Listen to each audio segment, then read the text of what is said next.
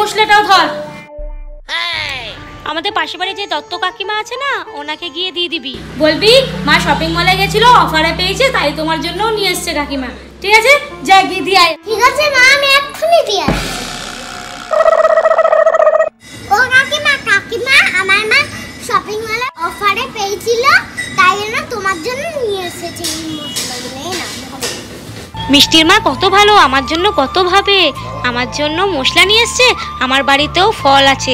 আমি যাই মিষ্টির মাকে গিয়ে ফল দিয়ে আসি। মিষ্টি, এই টমেটো সসটা মামন দিদির মাকে দিবি, নুনটা রিয়া দিদির মাকে দিবি। ওমা এত মশলাপাতি তুমি লোকদেরকে দিয়ে দিচ্ছ কেন? এই এত মশলাপাতি করোনার সময় লকডাউনে কেনা হয়েছিল, কিন্তু 5 বছর হয়ে গেছে এখনো শেষ করতে পারিনি। এক্সপায়ারি ডেট হয়ে গেছে, ঘরে রেখে কি করব, তাই ভাবলাম প্রতিবেশীদেরকে দিয়ে দিই। কি মিষ্টির মা আমাদেরকে এক্সপায়ারি ডেটের মশলা দিচ্ছে?